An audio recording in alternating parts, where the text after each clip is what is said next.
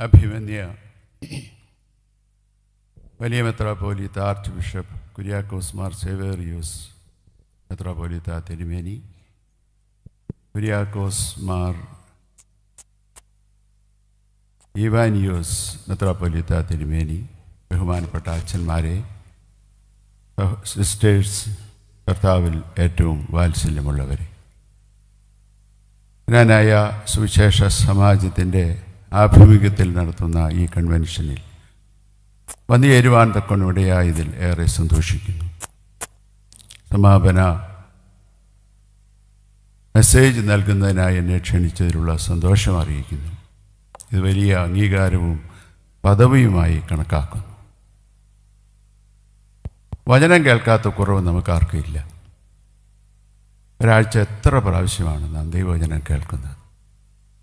എന്നാൽ ഈ വചനം നമ്മുടെ ജീവിതത്തെ എത്രമാത്രം സ്വാധീനിക്കുന്നു എന്നുള്ളതാണ് പ്രസക്തമായ ചോദ്യം. തിരുവചനം ഇരുവായ്ത്തലിയുള്ള ഏത് വാളിനേക്കാൾ മൂർച്ചയുള്ളതാണ്. ഏത് കഠിന ഹൃദയത്തെയും തകർക്കുവാൻ തക്കൊണ്ട് ശക്തവുമാണ്. പിന്നെന്തേ ഒന്നും സംഭവിക്കുന്നില്ല. ഇന്നലത്തേക്കാൾ എന്തെങ്കിലും വ്യത്യാസം നമുക്ക് സംഭവിച്ചിട്ടുണ്ടെന്ന് പറയാനായിട്ട് ആർക്കെങ്കിലും സാധിക്കൂ?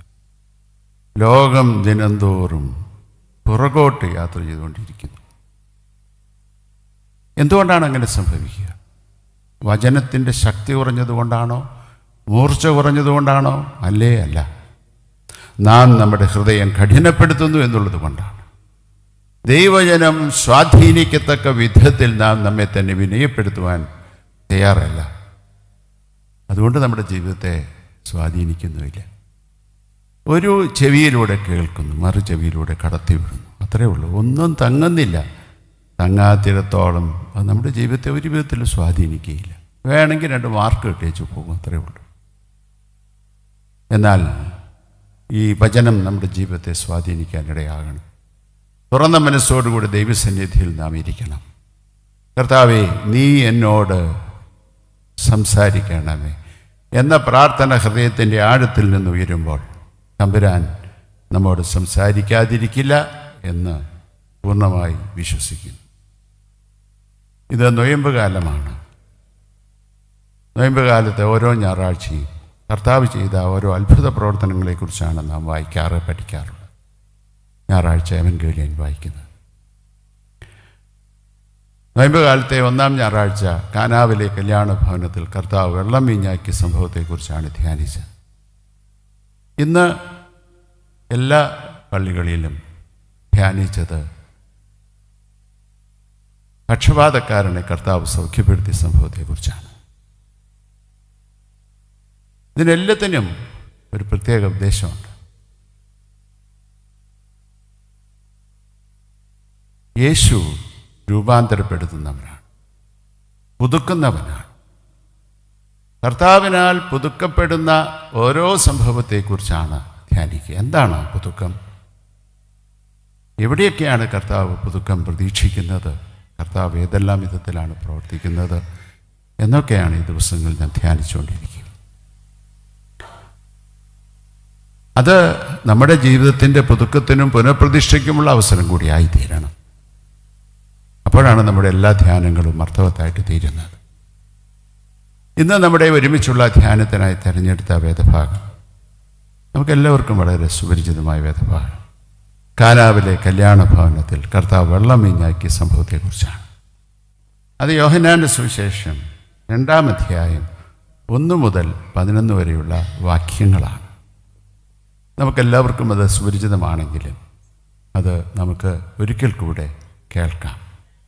ദയവായി സന്തോഷം. 3-ാം നാൾ ഗലീലയിലെ കാനാവിൽ ഒരു കല്യാണമുണ്ടായി. യേശുവിന്റെ അമ്മ അവിടെ ഉണ്ടായിരുന്നു. യേശുവിനെയും ശിഷ്യന്മാരെയും കല്യാണത്തിന് ക്ഷണിച്ചിരുന്നു. വീഞ്ഞു പോരാതെ വരികയാൽ യേശുവിന്റെ അമ്മ അവനോട്, അവർക്ക് വീഞ്ഞ് ഇല്ല എന്ന് പറഞ്ഞു.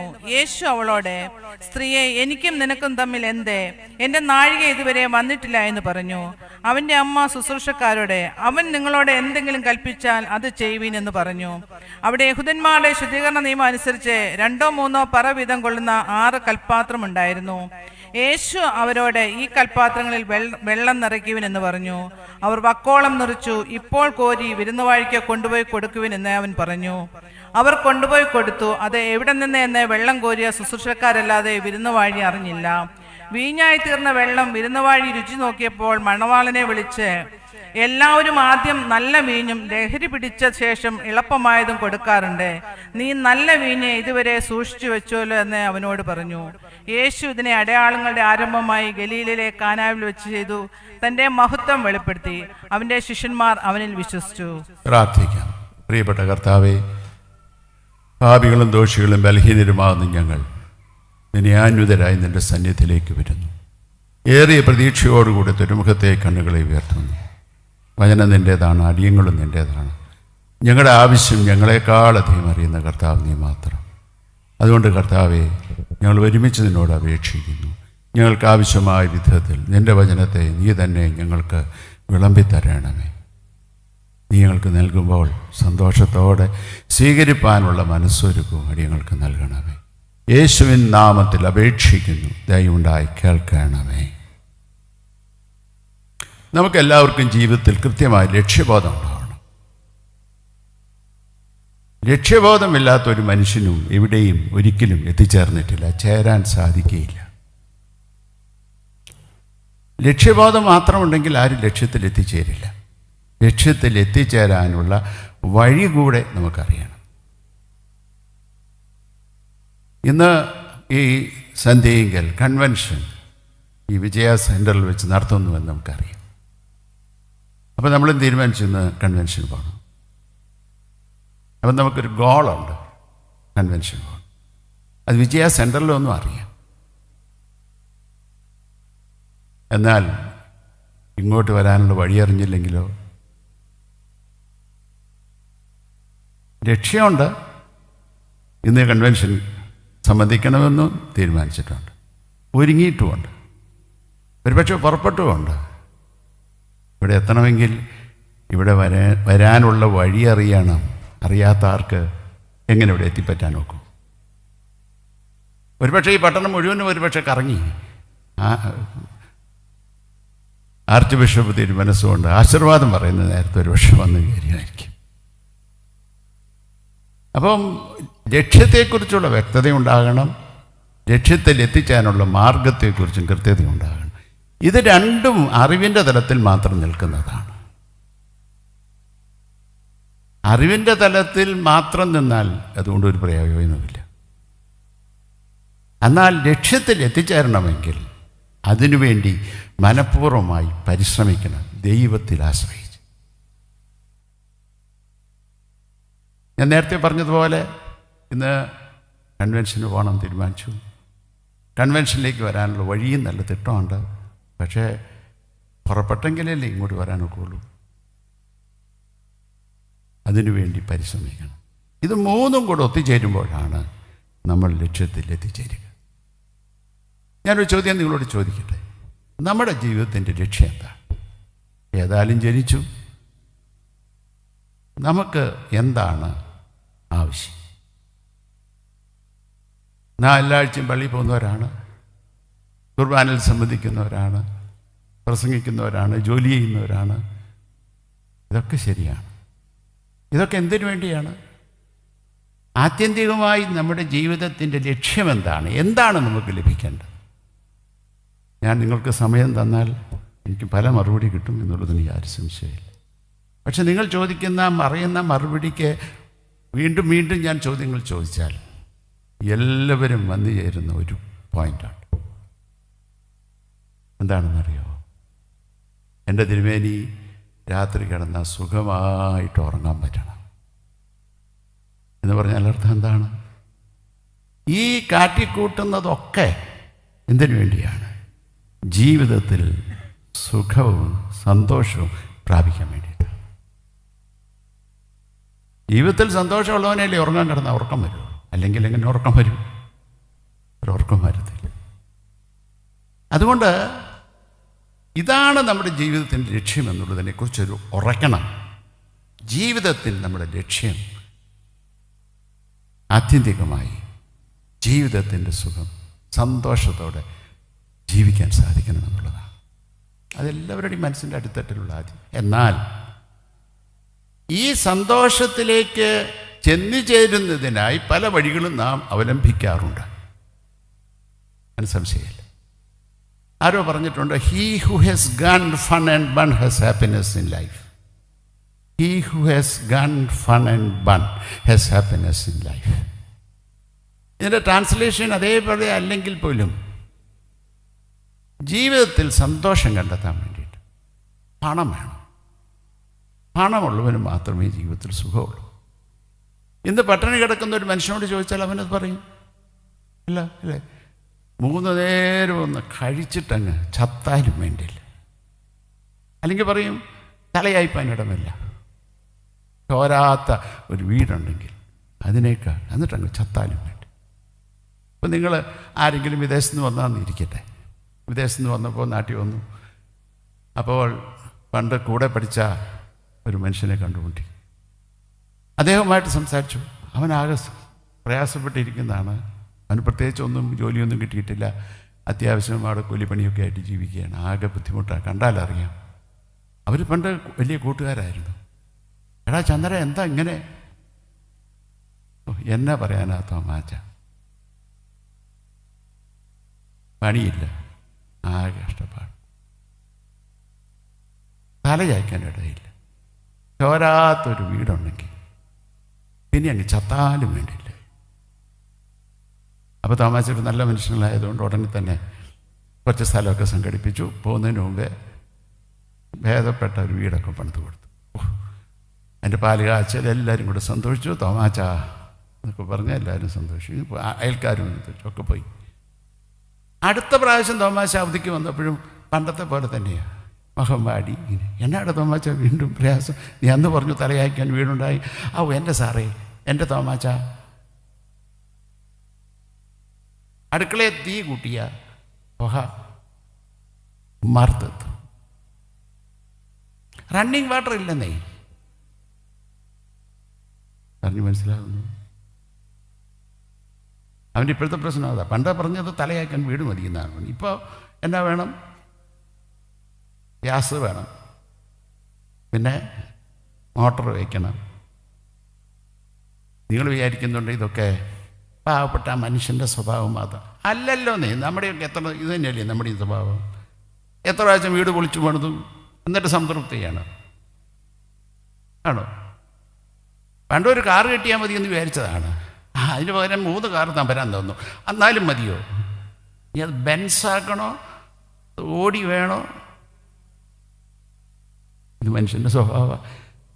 പണമുണ്ടെന്ന കാരണത്താൽ ജീവിതത്തിൽ സമാധാനവും സ്വസ്ഥതയും സന്തോഷവും അനുഭവിക്കുന്ന ആരെങ്കിലും ലോകത്ത് കണ്ടിട്ടുണ്ടോ? ഞാൻ കണ്ടിട്ടില്ല. ഞാൻ അടുത്ത കാലത്തൊരു വീട്ടിൽ പോയി. വളരെ സമ്പന്നന്മാരാണ്, ഇട്ടുമുടൻ സമ്പത്തുണ്ട്. ആ വീട്ടിൽ കയറി ചെന്നാൽ കാഴ്ച ബംഗ്ലാവിൽ കയറുന്ന പോലെയാണ്. പണ്ട് കാലത്ത് സാഹിബിൻ്റെ നാട്ടിൽ നിന്ന് ഇറക്കിയ ഷാൻലിയേഴ്സാണ് തൂങ്ങിക്കിടക്കുന്നത് എല്ലായിടത്തും. കാർപ്പറ്റാണെങ്കിൽ അതിനേക്കാൾ. അവിടുത്തെ വല്യപ്പൻ്റെയും വല്യമ്മയുടെയും ഫോട്ടോയിൽ 2 വശത്തും ആനക്കൊമ്പ് ആണ് വെച്ചിരിക്കുന്നത്. പല സ്ഥലത്ത് ആയിരക്കണക്കിന് ഏക്കർ തോട്ടങ്ങളുണ്ട്. വലിയ ക്നാനായക്കാരല്ല കേട്ടോ. അപ്പം നിങ്ങൾ വിചാരിക്കുന്നുണ്ടെന്ന് അറിയാം. കടാ, ഈ തിരുമേനിക്ക് എങ്ങനെ അറിയാം? ഞങ്ങൾ പിടികിട്ടാത്ത ഒരാളിനെ തിരുമേനിക്ക്. അപ്പോൾ പക്ഷെ ഒറ്റ കുഴപ്പമേ ഉള്ളൂ. എന്താന്ന്, ഒരു മോനേ ഉള്ളൂ. മോന് വേറെ എവിടെയാണ് കണ്ട് താമസിക്കുന്നത്. വീട്ടിൽ താമസിക്കാൻ ഒരു വല്യമ്മ മാത്രമേ ഉള്ളൂ, ഒരു വല്യമ്മയേ ഉള്ളൂ. അപ്പോൾ എനിക്ക് അവരെ അടുത്ത് പരിചയമുണ്ട്, അതുകൊണ്ട് ആ വീട്ടിൽ പോയി. അപ്പോൾ വല്യമ്മയ്ക്ക് വല്ലപ്പോഴൊരാഗ്രഹം, ഈ മകൻ്റെ കൂടെ ഒരു നേരം ഇരുന്ന് ഭക്ഷണം കഴിക്കണം, മാത്രമേ ആഗ്രഹമുള്ളൂ. 35-ാമത്തെ വയസ്സ് കള്ളുപിടിച്ച് അവൻ തീർന്നു, വല്യമ്മയും തീർന്നു. ഞാൻ ചോദിക്കാൻ പറയാനായിട്ട് ശ്രമിക്കുന്ന ഇതാണ്: സമ്പത്തുണ്ടെന്ന കാരണത്താൽ ജീവിതത്തിൽ സ്വസ്ഥത അനുഭവിക്കുന്ന ആരെങ്കിലും നിങ്ങൾക്ക് കാണിച്ചു തരാൻ ഒക്കുമോ? സാധിക്കില്ലെന്നേ, ഇല്ല എന്നുള്ളതാണ് സത്യം. നാം പലപ്പോഴും അങ്ങനെ വിചാരിക്കുന്നുണ്ടെന്നുള്ളത് ശരിയാണ്. സമ്പത്തുണ്ടായിരുന്നുവെങ്കിൽ, മറ്റവനെ പോലെ പണം എനിക്കുണ്ടായിരുന്നുവെങ്കിൽ ഞാൻ എത്ര സന്തുഷ്ടനായേനെ. വെറുതെ. 2, അധികാരമുണ്ടെങ്കിൽ ജീവിതത്തിൽ സ്വസ്ഥതയുണ്ടെന്ന് കരുതുന്ന ആൾക്കാരുണ്ട്. നമ്മുടെ സ്വഭാവം അനുസരിച്ച് ഒരു ഓഫീസിൽ നമുക്ക് സ്വസ്ഥതയില്ലാന്ന് വിചാരിക്കുക. നമ്മുടെ ബോസ് ഒരു ഗുണം പിടിച്ച മനുഷ്യനല്ലെങ്കിൽ പലപ്പോഴും നമ്മൾ വിചാരിക്കുക, എൻ്റെ കർത്താവേ ആ കസേരയിലോട്ട് കയറിയിരുന്നാൽ നന്നായിരുന്നേ. അതിനെ നമ്മൾ എന്തെങ്കിലും പാര വെച്ചിട്ട് അവനെ ചാടിക്കും, എന്നിട്ട് ആ കസേരയിൽ കയറിയിരിക്കും. കസേരയിൽ കയറിയിരിക്കുമ്പോഴല്ലേ മനസ്സിലാവുന്നത്, എൻ്റെ കർത്താവേ വേണ്ടായിരുന്നു, പഴയ കസേര തന്നെയാണ് നല്ലത്. എല്ലാ കസേരയ്ക്കും അതിൻ്റേതായ ഗ്ലാമറുണ്ട്, എല്ലാ കസേരയ്ക്കും അതിൻ്റേതായ തോൺസ് ഉണ്ട്, മുള്ളുകളുണ്ട്. നിങ്ങൾ കണ്ടിട്ടില്ലേ ഇപ്പോഴത്തെ കുട്ടികൾ എങ്ങനെയുണ്ടെന്ന് അറിയാമല്ലോ. ഞങ്ങളുടെയൊക്കെ പ്രായത്തിൽ അപ്പനും അമ്മയും കളിക്കും, ടീച്ചർ കളിക്കും, അല്ലേ? ഓർക്കുന്നുണ്ടോ എനിക്കറിയാം. ഇപ്പം ഇങ്ങനെ നേരം പിള്ളേർക്ക് എവിടെ നേരം. അത് കാരണം കൊണ്ട് ഇത് നിങ്ങൾ ശ്രദ്ധിച്ചിട്ടുണ്ടെങ്കിൽ മനസ്സിലാവും. ഈ വീട്ടിൽ അപ്പനും അമ്മയും കാണിക്കുന്ന അതേ പടിയാണ് ഇവർ കാണിക്കുന്നത്. സ്കൂളിൻ്റെ ടീച്ചറെ പോലെ വടിയെടുത്ത് ഒറ്റടി ആക്കണം. ഈ കുട്ടികൾ പറയുന്നത് എന്താണെന്ന് നിങ്ങൾക്ക് മനസ്സിലായിട്ടുണ്ടോ? വീട്ടിലോ സ്വസ്ഥതയില്ല, ഈ അപ്പൻ്റെ ഭരണത്തിന് കീഴിൽ ഞാൻ അസ്വസ്ഥനാണെന്നാണ് ഈ കുട്ടികൾ പറയുന്നത്. ഇതൊന്നും മനസ്സിലാക്കാനുള്ള ബുദ്ധി നമുക്കില്ലാത്തതുകൊണ്ട് നമ്മൾ മനസ്സാന്തരപ്പെടുന്നുമില്ല. ഇതും എൻ്റെ ടീച്ചർമാർ കണ്ടെങ്കിൽ, എൻ്റെ കർത്താവേ എൻ്റെ ക്ലാസ്സിലെ കുട്ടികൾ ഞാൻ പെരുമാറുന്നത് കണ്ട് അസ്വസ്ഥരാണ് എന്നാണ് ഈ കുട്ടികൾ പറയുന്നതെന്ന് കേട്ടാലോ, അല്ലേ? കുട്ടികൾക്കാണെങ്കിലോ പെട്ടെന്ന് വളർന്ന് ടീച്ചറെ പോലെയാവണം, അപ്പനെ പോലെയാണ്, എന്നിട്ട് വേണമെന്ന് ഭരിച്ച് ജീവിക്കാൻ എന്നാണ് വിചാരം. എന്നാൽ അപ്പനോട് അമ്മയോട് ചോദിച്ചു നോക്കിയേ, വേണ്ടായിരുന്നു, പണ്ട കുട്ടി തന്നെ ആയിരുന്നെങ്കിൽ എത്ര സ്വസ്ഥതയുണ്ടായിരുന്നു, ഒരു ഉത്തരവാദിത്വം ഇല്ല, നല്ല സുഖമായിട്ട് ജീവിക്കാൻ. അധികാരമുണ്ടെന്ന കാരണത്താൽ ജീവിതത്തിൽ സുഖമനുഭവിക്കുന്ന ഒറ്റ മനുഷ്യനെ നിങ്ങൾ കാണിച്ചു തരാൻ പറ്റും? ഇല്ല. നീ ഉറക്കം പോവാന്നല്ല, വേറെ ഒന്നുമില്ല. അധികാരമുണ്ടെന്ന കാരണത്താൽ ജീവിതത്തിൽ സ്വസ്ഥ അനുഭവിക്കുന്ന ഒരു മനുഷ്യനില്ല. ഇനി വേറെ ചില ആൾക്കാരുണ്ട്, അവരെ നിങ്ങൾ നല്ല പരിചയമാണ്. ഈ കള്ളൊക്കെ കുടിച്ച് ഇങ്ങനെ കിറുങ്ങി ചിലപ്പോൾ വഴിയിലും അവിടെ ഇവിടെയൊക്കെ കിടക്കുന്നവരെ കണ്ട് കാണും. നമുക്ക് പൊതുവേ മദ്യപാനികളെ ഇഷ്ടമല്ല, സത്യമാണ്. കള്ളുപിടിക്കുന്നവർ എന്നൊക്കെ പറഞ്ഞിട്ട് നമ്മൾ വെറുതെ പറയും. പക്ഷെ എന്തുകൊണ്ടാണ് ഇവൻ കള്ളുകുടിയനായതെന്ന് പലപ്പോഴും നമുക്ക് ചിന്തയില്ല. അവരുടെ ചെറുപ്രായത്തിൽ അവൻ അനുഭവിച്ച വേദനയും ദുഃഖവും അവഹേളനവും ഒക്കെ മറക്കാൻ വേണ്ടി ആരംഭിച്ചതാണ് ഈ സാധനം. ഈ കള്ളു കുടിക്കുന്നതും മറ്റേ മരുന്ന് ഉപയോഗിക്കുന്നതുമൊക്കെ. എന്നാൽ ഇന്ന് അവന് തന്നെ ദുഃഖമാണ്, അവൻ ഉൾപ്പെട്ട് നിൽക്കുന്ന സമൂഹത്തിന് ദുഃഖമാണ്, എല്ലാവർക്കും ദുഃഖമാണ്, അല്ലേ?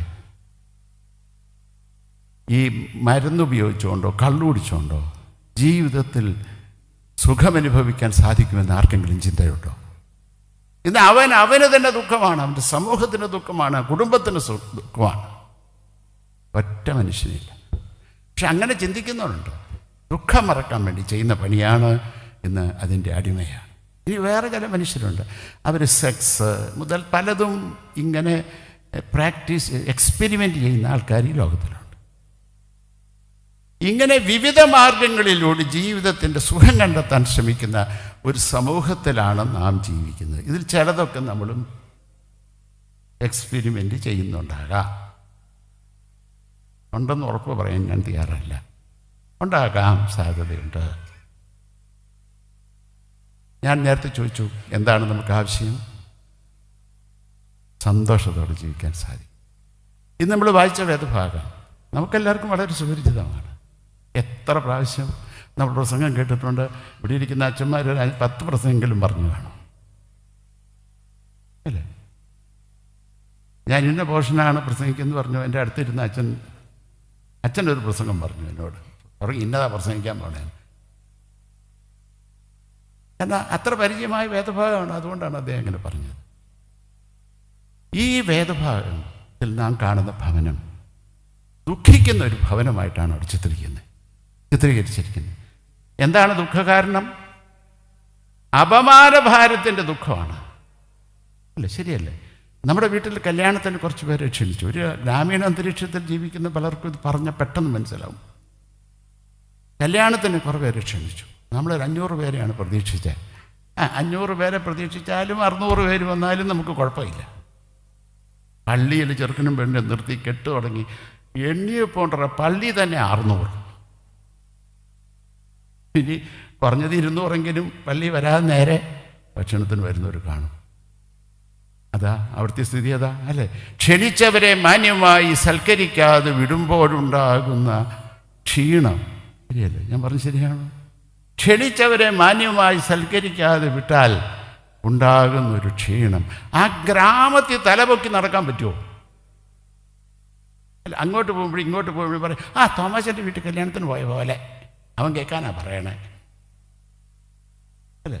സേവ്യാസംഘത്തിൽ ഞാൻ ഈ സേവ്യാസംഘം എന്നാൽ ഞങ്ങളുടെ മർത്തോമസഭയിലെ സേവ്യാസംഘം, നിങ്ങളുടെ എന്തെന്നെ പറയണമെന്ന് അറിയാൻ മേലെ, സ്ത്രീ സമാജം ആയിരിക്കും. അപ്പം സ്ത്രീ സമാജത്തിൽ കൃത്യമായിട്ട് എല്ലാ ഞായറാഴ്ചയും പോയിക്കൊണ്ടിരുന്നാൽ മറിയാമ്മ അടുത്ത ആഴ്ച മറിയാമ്മ സേവ്യാസംഘത്തിൽ വന്നാൽ നമ്മുടെ അമ്മച്ചിമാരെ എന്ത് പറയും? ഒന്നും പറയാൻ പറ്റിയില്ലെങ്കിൽ പ്രാർത്ഥനയിൽ കൂടെ ഒരു കുത്തു കൊടുക്കും.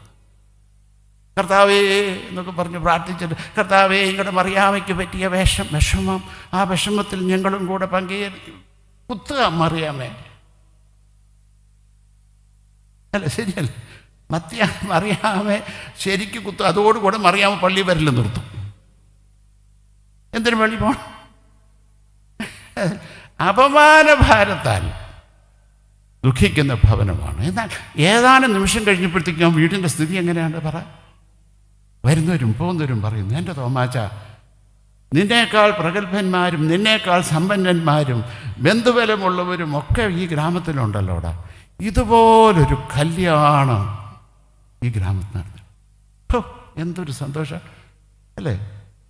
എന്തൊരു സന്തോഷം നമുക്കിത് കേൾക്കാൻ. ഒരിക്കലും പള്ളി കയറാത്ത തോമാച്ചൻ അടുത്ത ഞായറാഴ്ച റെഡിയാണ് പള്ളിയിൽ.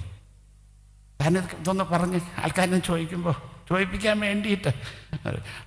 മറിയാമ്മ സേവ്യാസംഘത്തിൽ അങ്ങനെ പോകുന്ന പോലെ അല്ല. എന്നാലും അടുത്ത ആഴ്ച പോയിട്ട് ആരും ഒന്നും ചോദിക്കുന്നില്ലെങ്കിലും മറിയാമ്മ ഇങ്ങനെ മണത്തോണ്ടിരിക്കും. കൈ എന്നാടി മറിയാമ്മ ഇനി കൈ ഞങ്ങളുടെ ബിരിയാണിയുടെ മണം. ശരിയാണ്. അപമാനഭാരത്താൽ ദുഃഖിക്കുന്ന ഭവനം ഇപ്പോൾ അഭിമാനത്തിൻ്റെ സന്തോഷം അനുഭവിക്കുന്ന ഭവനമായിട്ട് തീർന്നിരിക്കുന്നു. എങ്ങനെ പറ്റി? എന്താ അതിന് കാര്യം? ഇന്ന് വായിച്ച വേദഭാഗത്ത് വളരെ രസമായി തമ്പുരാൻ അത് പഠിപ്പിക്കുന്നുണ്ട്. ഒന്ന്, the presence of the Lord Jesus Christ was there. അല്ലേ? ശരിയല്ലേ? അതല്ല സ്ഥലത്തിൻ്റെ അടിസ്ഥാന കാരണം അല്ലേ? യേശു കർത്താവ് അവിടെ ഇല്ലായിരുന്നെങ്കിലോ എനിക്കറിയാൻ മേലെ എന്താ സംഭവിക്കാൻ പോകുന്നത്.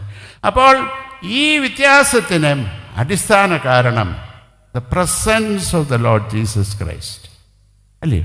യേശുവിനെയും ശിഷ്യന്മാരെയും കല്യാണത്തിന് ക്ഷണിച്ചിരുന്നു. അതുകൊണ്ട് അവർ അവിടെ ഉണ്ടായിരുന്നു. ശരിയല്ലേ? അവർ വന്നത് എന്തുകൊണ്ടാണ്? ക്ഷണിച്ചതുകൊണ്ടാണ്. യേശുവിൻ്റെ സാന്നിധ്യം അവിടെ ഉണ്ടായത് യേശുവിനെ ക്ഷണിച്ചത് കൊണ്ടാണ്. നമ്മൾ സാധാരണ നമ്മുടെ പ്രാർത്ഥനയിലും പ്രാർത്ഥനാ കൂട്ടങ്ങളിലൊക്കെ പറയുന്ന 1-2 വാക്യങ്ങളുണ്ട്. കണ്ടാലും ഞാൻ വാതിൽക്കൽ നിന്ന് മുട്ടുന്നു, ആരെങ്കിലും എൻ്റെ ശബ്ദം കേട്ട് വാതിൽ തുറന്നാൽ ഞാൻ അവനോടും അവൻ എന്നോടും കൂടെ അത്താഴം കഴിക്കും. 2-3 പേർ എൻ്റെ നാമത്തിൽ എവിടെ കൂടിയാലും അവരുടെ മധ്യേ ഞാനുണ്ട്. ഒറ്റ നോട്ടത്തിൽ ഒരു കുഴപ്പമില്ല, നല്ല വാക്യം അല്ലേ? പക്ഷേ നമ്മൾ കുറേ കൂടി ശ്രദ്ധ വെച്ച് വായിച്ചാലോ എവിടെയോ കാര്യമായ കുഴപ്പമുണ്ടോ അല്ലേ? ഇന്ന് കാലത്ത് എല്ലാവരും പള്ളികളിൽ കുർബാന ചൊല്ലി അല്ലേ? ശരിയല്ലേ? എല്ലാവരും കുർബാനയും ചൊല്ലി, ആളുകളൊക്കെ പള്ളിയിൽ കുർബാനയിൽ സംബന്ധിച്ചു. ഇപ്പോൾ പള്ളി പൂട്ടിക്കിടക്കുക. ആ വാക്യം അനുസരിച്ചാണെങ്കിൽ തമ്പുരാൻ ഇപ്പോൾ പള്ളിയിലില്ല അല്ലേ? അതല്ലേ ആ വാക്യം? 2 പേരെങ്കിലും വേണ്ടേ? കുറഞ്ഞത് 2 പേരെങ്കിലും വേണം. കോറം തകണമെങ്കിൽ 2 പേര് വേണം. ശരിയല്ലേ ഞാൻ പറഞ്ഞു? ആ വാക്യപ്രകാരം അങ്ങനെയാണ് അതല്ലേ? ഇനി കണ്ടാലും ഞാൻ വാതിൽക്കൽ നിന്ന് മുട്ടുന്നു, ആരെങ്കിലും എൻ്റെ ശബ്ദം കേട്ട് വാതിൽ തുറന്നാൽ ഞാൻ അവനോടും അവൻ എന്നോടും കൂടെ അത്താഴം കഴിക്കുക. അത് അതിനേറെ ബുദ്ധിമുട്ടുള്ള വാക്യം. God is omnipresent. എന്ത് ഓംനി പ്രസൻസ് ഓഫ് ഗോഡ് എന്ന് പറഞ്ഞാൽ the presence of God is available everywhere. എല്ലായിടത്തും ദൈവ സാന്നിധ്യമുണ്ട്. പള്ളിയിലും ഉണ്ട്, ഇവിടെയുണ്ട്, നമ്മുടെ അടുക്കളയിലുമുണ്ട്, നമ്മുടെ വീട്ടിലുമുണ്ട്. എവിടെയൊക്കെ ആണെങ്കിലും ദൈവ സാന്നിധ്യം എല്ലായിടത്തും ഉണ്ട്. ദൈവത്തിൻ്റെ സാന്നിധ്യം ഈസ് അവൈലബിൾ എവരിവെയർ, എല്ലായിടത്തും. അതാ ഓംനി പ്രസൻസ് ഓഫ് ഗോഡ് എന്നൊക്കെ പറഞ്ഞു. അപ്പോൾ അതിൻ്റെ അർത്ഥം, ആ വാക്യം ഒന്നുകൂടെ പറയാം. കണ്ടാലും ഞാൻ വാതിൽക്കൽ നിന്ന് പൊട്ടുന്നു, ആരെങ്കിലും എൻ്റെ ശബ്ദം കേട്ട് വാതിൽ തുറന്നാൽ അകത്തോട്ട് കയറും. അതിനകത്തൊരു കോൺട്രഡിക്ഷൻ ഇല്ലേ? അല്ലേ? പുറത്തുള്ള കർത്താവ് അകത്തും ഉണ്ടല്ലോ, പിന്നെ കർത്താവിനെ അകത്ത് കയറ്റണോ? അല്ല, പറ. ഞാനിപ്പോൾ പ്രസംഗിക്കുന്ന നിങ്ങൾ കേൾക്കുന്നുണ്ട്. അപ്പോൾ നമ്മുടെ ബിനു അച്ഛൻ ഒരു കാറ് വന്നു നിന്നപ്പോൾ ബിനു അച്ഛൻ ഇറങ്ങിപ്പോയിട്ട് ആ കൂർലോസിന് ഇനി വന്നാട്ടെ എന്ന് പറഞ്ഞു എന്ന് ഇരിക്കട്ടെ. നിങ്ങൾക്ക് അച്ഛനെക്കുറിച്ച് എന്നാ തോന്നും? കൊച്ചമ്മയ്ക്ക് പോലും തോന്നും, കർത്താവേ, കൺവെൻഷന് ഇങ്ങോട്ട് വരുമ്പോൾ ഒരു കുഴപ്പമില്ലായിരുന്നു, ഇപ്പം എന്താണ്ട് പറ്റിയിട്ടുണ്ട്. കാരണം ഞാനിവിടെ നിന്ന് പ്രസംഗിക്കുന്ന നിങ്ങളൊക്കെ കാണുന്നുണ്ട്. അച്ഛൻ മാത്രം കണ്ടില്ല. അച്ഛൻ പോയി കാറ് തന്നപ്പോൾ കൂർലോസിന് അകത്തോട്ട് വന്നാട്ടെ എന്ന് പറയുന്നു. എന്തോ ഒരു മണ്ടത്തരം, ശരിയല്ലേ? അതുപോലത്തെ മണ്ടത്തരല്ലേ ഈ പറയുന്നത്. കണ്ടാൽ വാതിൽക്കൽ നിന്ന് മുട്ടുന്നു, മുട്ടിയാൽ വാതിൽ തുറന്നാൽ he is already there inside, then why should you ask him to come inside? അകത്ത് നേരത്തെ തന്നെയില്ലേ, പിന്നെ ഇതിനെ വരാൻ പറയണേ? നിങ്ങൾക്കെല്ലാം കൺഫ്യൂസ്ഡ് ആണെന്ന് എനിക്കറിയാം. ചേട്ടാ, ഇത് കുഴപ്പമാണല്ലോ, അല്ലേ? എന്താണ് ആ വാക്യത്തിൻ്റെ അർത്ഥം? വാക്യത്തിൻ്റെ അർത്ഥം വളരെ കൃത്യമാണ്. God's presence is available everywhere. Unless you avail that presence is not a reality in our life. അത്രയേ ഉള്ളൂ. ദൈവത്തിൻ്റെ സാന്നിധ്യം അകത്തും പുറത്തും എല്ലായിടത്തും ഒരുപോലെയുണ്ട്, അല്ലേ? ആ പ്രസൻസ് അവൈൽ ചെയ്യാത്തിടത്തോളം കാലം ആ presence is not a reality in our. നമ്മുടെ ജീവിതത്തിൽ ഒരു റിയാലിറ്റി അല്ല. അതുകൊണ്ട് ദൈവം റിയൽ അല്ലെന്നല്ല, ദൈവത്തിൻ്റെ പ്രസൻസ് അവിടെ ഇല്ലെന്നല്ല. ദൈവത്തിൻ്റെ പ്രസൻസ് എല്ലായിടത്തും ഉണ്ടെന്നേ. അത് നമ്മുടെ ജീവിതത്തിൽ യാഥാർത്ഥ്യമാക്കി തീർക്കാനുള്ള ഉത്തരവാദിത്വം നമുക്ക് തന്നെയാണ്. അതാണ് വാതിൽ തുറന്നാൽ, ക്ഷണിച്ചാൽ. ക്ഷണിക്കുക എന്ന് പറഞ്ഞതിൻ്റെ അർത്ഥം it's an expression of our willingness to have the presence of the other person. ഇപ്പോൾ കല്യാണത്തിന് ക്ഷണിച്ചു എന്ന് പറഞ്ഞാൽ എന്താ അർത്ഥം? എൻ്റെ മകൻ്റെ കല്യാണത്തിന് നമ്മൾ ഒന്ന് ക്ഷണിക്കുകയാണ് എന്ന് പറയാം. കുറി കൊടുത്തു, നിങ്ങളുടെ കല്യാണമോ ഇന്ന ദിവസമോ എൻ്റെ വരണമല്ലോ എന്ന് പറഞ്ഞു. എൻ്റെ അർത്ഥം എന്താണ്? താങ്കളുടെ സാന്നിധ്യം ഞങ്ങളുടെ മകൻ്റെ കല്യാണത്തിനുണ്ടാകണമെന്ന് പ്രതീക്ഷിച്ചു. ഇത്രയൊന്നും പറയുന്നൊന്നുമില്ല. കല്യാണം എല്ലാവരും വരണേ എന്ന് പറഞ്ഞു, ഒറ്റ വാക്കേ പറഞ്ഞോളൂ. It's an expression of our willingness to have the presence of the other person. അതാണ് ക്ഷണിക്കുക എന്ന് പറഞ്ഞത്. അപ്പോൾ കണ്ടാൽ ഞാൻ വാതിൽക്കൽ നിന്ന് മുട്ടുന്നു, ആരെങ്കിലും എൻ്റെ ശബ്ദം കേട്ട് വാതിൽ തുറന്നാൽ ഞാൻ അവനോടും അവൻ എന്നോടും കൂടെ അത്താഴം കഴിക്കുമെന്ന് പറഞ്ഞതിൻ്റെ അർത്ഥം ഇതാണ്. അകത്തും പുറത്തും ഒരുപോലെയുള്ള കർത്താവിൻ്റെ സാന്നിധ്യം എൻ്റെ ജീവിതത്തിൽ യാഥാർത്ഥ്യമായി തീരണമെന്ന് ഞാൻ ആഗ്രഹിക്കുമ്പോൾ ആ സാന്നിധ്യം എനിക്ക് യാഥാർത്ഥ്യമാണ്. അത്രയേ ഉള്ളൂ അതിൻ്റെ അർത്ഥം. പ്രിയ സ്നേഹിതരെ, ആ അർത്ഥത്തിൽ നമ്മുടെ ജീവിതത്തിലേക്ക് എപ്പോഴെങ്കിലും ഈ തമ്പുരാനെ ക്ഷണിച്ചിട്ടുണ്ടോ? യേശുവേ, എനിക്ക് നിന്നെ വേണം. യേശുവേ, എനിക്ക് നിന്നെ വേണം. ഞാനിവിടെ നിന്ന് പ്രസംഗിക്കുന്ന ഒരു യാഥാർത്ഥ്യമാണെങ്കിൽ, നിങ്ങൾ എന്നെ കേൾക്കുന്നത് ഒരു യാഥാർത്ഥ്യമാണ്. അതിനേക്കാൾ യേശു തമ്പുരാൻ നമ്മുടെ ജീവിതത്തിൻ്റെ യാഥാർത്ഥ്യമായിട്ട് തീരണം. അത് നമ്മുടെ ജീവിതത്തിൻ്റെ ഹൃദയത്തിൻ്റെ അടിത്തട്ടിൽ നിന്ന് നിലവിളിയായിട്ട് തീരണം. യേശുവേ, എനിക്ക് നിന്നെ വേണം, നിൻ്റെ സാന്നിധ്യം എനിക്ക് തരണം. പറഞ്ഞിട്ടുണ്ടോ? ചിലർ ചോദിക്കും, നീ രക്ഷിക്കപ്പെട്ടതാണോ, നീ വീണ്ടും ജനനം പ്രാപിച്ചു? ഇതൊക്കെ കേൾക്കുന്നത് ചിലർക്ക് ഭയങ്കര അലർജിയാണ്. ചിലർക്ക് ഇത് കേട്ടില്ലെങ്കിൽ ഉറക്കം വരത്തില്ല. എന്താണ് ഇതിൻ്റെ അർത്ഥം? ഇതിൻ്റെ അർത്ഥം ഇത് മാത്രമേ ഉള്ളൂ. നിനക്ക് യേശു ഒരു യാഥാർത്ഥ്യമാണോ? അത്രയേ ഉള്ളൂ. ഈ രക്ഷിക്കപ്പെട്ടതാണോ, ഒന്ന് വീണ്ടും ജനനം പ്രാപിച്ചാണോ എന്നൊക്കെ ചോദിക്കുന്നതിൻ്റെ അർത്ഥം അത്രയേ ഉള്ളൂ. യേശു നിൻ്റെ ജീവിതത്തിൽ ഒരു യാഥാർത്ഥ്യമായിട്ട് തീർന്നിട്ടുണ്ടോ? ക്ഷണിച്ചിട്ടുണ്ടോ? എപ്പോഴെങ്കിലും ഹൃദയത്തിൻ്റെ ആഴത്തിൽ നിന്ന് യേശുവേ, എനിക്ക് നിന്നെ വേണം നിലവിളിക്കണം. ഇതുവരെയും ആ വിധത്തിൽ തമ്പുരാൻ്റെ സന്നിധി നിലവിളിക്കാത്ത ആരെങ്കിലും ഉണ്ടെങ്കിൽ, എന്നെ കേൾക്കുന്ന പ്രിയപ്പെട്ടവരെ, ഹൃദയത്തിൻ്റെ ആഴത്തിൽ നിന്ന് യേശുവേ, എനിക്ക് നിന്നെ വേണം, നിൻ്റെ സാന്നിധ്യം എനിക്ക് വേണം, എൻ്റെ ഭവനത്തിന് വേണം. ഇത് പറയുവാൻ തക്കവണ്ണം നമുക്ക് സാധിക്കണം. നമ്മുടെ ഹൃദയത്തിൻ്റെ അടിത്തട്ടിൽ നിന്നുള്ള നിലവിളിയായിട്ട് തീർന്നെങ്കിൽ നമ്മുടെ ഈ ഒരാഴ്ചത്തെ ധ്യാനം മുഴുവൻ അർത്ഥവത്താണ്. ഈ സാന്നിധ്യം നമുക്ക് യാഥാർത്ഥ്യമാകാതെ കടന്നു പോകുന്നുവെങ്കിൽ ചെലവഴിച്ച എല്ലാം വ്യർത്ഥം. അത്രയേ ഉള്ളൂ. നമ്മുടെ വീട് കൂദാശ ശുശ്രൂഷ നിങ്ങളെല്ലാവരും സംബന്ധിച്ചിട്ടുണ്ടാവും. അച്ഛന്മാരെല്ലാം വീട് കൂദാശ നടത്തിയിട്ടുണ്ട്. ഈ വീട് കൂദാശ ശുശ്രൂഷയിൽ എനിക്ക് മർത്തമ്മക്കാരുടെ അറിയാവും, ഞാൻ നിങ്ങളെ കണ്ടിട്ടില്ല. ശുശ്രൂഷയിൽ പൊതുവെ അങ്ങനെ തന്നെ ആകാനേ വഴിയുള്ളൂ. അധികവും പ്രാർത്ഥന സക്കായുടെ കാര്യമാണ് പറയുന്നത്. നിങ്ങളുടെ ശുശ്രൂഷയിൽ സക്കായിയുടെ വീട്ടിൽ കർത്താവ് എഴുന്നള്ളി സംഭവത്തെക്കുറിച്ചാണ് ഏവൻഗേലിയോനൊക്കെ വായിക്കുന്നത്. എല്ലാ പ്രാർത്ഥനയിലും അവസാനിക്കുന്ന സക്കായുടെ വീട്ടിലെഴുന്നള്ളിയ പോലെ കർത്താവ് ഈ വീട്ടിലെഴുന്നള്ളണേ അങ്ങനെ തുടങ്ങി വീട് ഉണ്ടാക്കാൻ നീ ശ്രമിച്ച സ്തോത്രം ഇതൊക്കെ പറഞ്ഞിട്ട് പ്രധാനപ്പെട്ട കുർബടിയിൽ ഇങ്ങനെ കുരിശ് വരച്ചിട്ട് പറയും, ഈ ഭവനം ജീവനുള്ളതും ജീവൻ നൽകുന്നതുമായ ശ്രീപാടെ അടയാളത്താൽ മുദ്രകുത്തപ്പെടുന്നതിന് എന്നേക്കും ഒന്നായിരിക്കുന്ന പിതാവിൻ്റെയും പുത്രൻ്റെയും പരിശുദ്ധ റൂഹായുടെ നാമത്തിൽ വാഴ്ത്തപ്പെട്ടതും അനുഗ്രഹിക്കപ്പെട്ടതുമായി തീരുമാറാകട്ടെ. പറഞ്ഞു വെച്ചാൽ എന്താണ്? കർത്താവേ, ഞങ്ങളിത് പണിതൂന്നേ ഉള്ളൂ, തമ്പുരാനേത് നിൻ്റേതാണ്, ഞങ്ങളിവിടെ വാടകക്കാരാണ്, അത്രയേ ഉള്ളൂ, ഇത് നിൻ്റേതാണ്, എല്ലാത്തിനും സ്തോത്രം, പണിയാൻ തന്നതിൻ്റെ സ്തോത്രം. ഓരോ പ്രാർത്ഥന കഴിയുമ്പോൾ വീട്ടുടയവനും അവിടെ കൂടി വന്നിരിക്കുന്നവരും എല്ലാവരും ആമേൻ ആമേൻ ആമേൻ അറിയോ? അറിഞ്ഞു കഴിഞ്ഞാൽ ഈ വീട് കൂദാശയെ കഴിഞ്ഞു കഴിഞ്ഞാൽ അച്ഛനും നത്രാനും ഒക്കെ ഉണ്ടെങ്കിൽ ഇവരെ യാത്ര അയക്കാനുള്ളൊരു തിരക്കുണ്ട്. അപ്പോൾ ആദ്യകാലത്ത് ഞാൻ വിചാരിച്ചു ഞങ്ങളോടുള്ള സ്നേഹം കൊണ്ടാണ്, എന്താ ഇവരൊക്കെ തിരക്കുള്ള ആൾക്കാരല്ലേ, എന്ന് പോയിക്കോട്ടെ വേഗം പോട്ടെ വിചാരിച്ചു. പിന്നെയല്ലേ ഇതിൻ്റെ സൂത്രം പിടികിട്ടി. ഈ അച്ഛനെയും മെത്രാജനെയും യാത്ര അയച്ചിട്ട് വേണം കൂദാശ തുടങ്ങാൻ. ഞാൻ പറഞ്ഞത് കൃത്യമായിട്ട് നിങ്ങൾക്ക് മനസ്സിലായി. അതാ ഇത്ര ചിരി വരുന്നത്. ഓ, ഈ നസ്രാണിക്ക് ഇടി കിട്ടുന്നതിൻ്റെ കാരണം മനസ്സിലായോ? എന്താന്ന് മനസ്സിലായോ? ഒരു പട്ടക്കാരൻ്റെ സാന്നിധ്യത്തിൽ പോലും ചെയ്യാൻ തൻ്റെ ഇടം കാണിക്കാത്തത് തമ്പുരാനെ വിളിച്ചത് നിൻ്റേതാണെന്നും പറഞ്ഞു വെച്ച് ഏൽപ്പിച്ചേച്ച് തമ്പുരാൻ്റെ മുമ്പിൽ വെച്ച് ചെയ്തെങ്കിൽ എന്തോ ഒരു തൊലിക്കെട്ടിയ ഇവർക്ക്. ഇത്ര ശപിക്കപ്പെട്ട ഒരു ജന്മം ഉണ്ടാവുമോ വേറെ? ഉണ്ടോ? ഏതായാലും ഈ രണ്ടാമത്തെ കൂദാശ നടത്തുന്ന ആരെങ്കിലും ഉണ്ടെങ്കിൽ ദയവായിട്ട് ഒന്നാമത്തെ കൂദാശ നടത്തരുത്. കുറഞ്ഞത് ഈ ശാപെങ്കിലും വലിച്ചു വയ്ക്കത്തില്ല. ഇതുകൊണ്ടായി നസ്രാണിക്ക് ഇടി കിട്ടുന്നത്. കിട്ടണമെന്നേ, നന്നാവണമെങ്കിൽ ഇടി കിട്ടണം.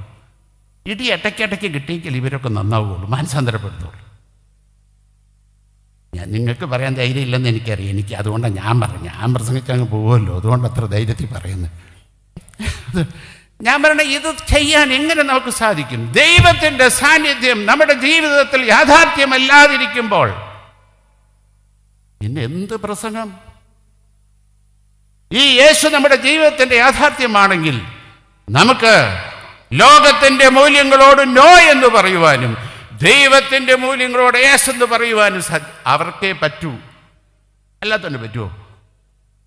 ഇത് യേശുവിന് വേണ്ടി സമർപ്പിക്കപ്പെട്ട ഭവനമാണ്, ഇവിടെ ഈ പണി നടക്കില്ല എന്ന് പറയുവാനുള്ള തൻ്റെ ഇടം ഉണ്ടാകണമെങ്കിൽ യേശു നമ്മുടെ ജീവിതത്തിൻ്റെ യാഥാർത്ഥ്യമായിട്ട് തീരണം. യേശു ജീവിതത്തിൻ്റെ യാഥാർത്ഥ്യമാകാത്തിടത്തോളം കാലം ഈ ശപിക്കപ്പെട്ട അനുഭവത്തിൽ ജീവിക്കേണ്ടി വരും. അതാണ് നടന്നുകൊണ്ടിരിക്കുന്നത്. സംഭവിക്കാൻ പാടില്ല. യേശു നമ്മുടെ ജീവിതത്തിൻ്റെ യാഥാർത്ഥ്യമാകണം. The presence of the Lord Jesus Christ was there. അല്ലേ?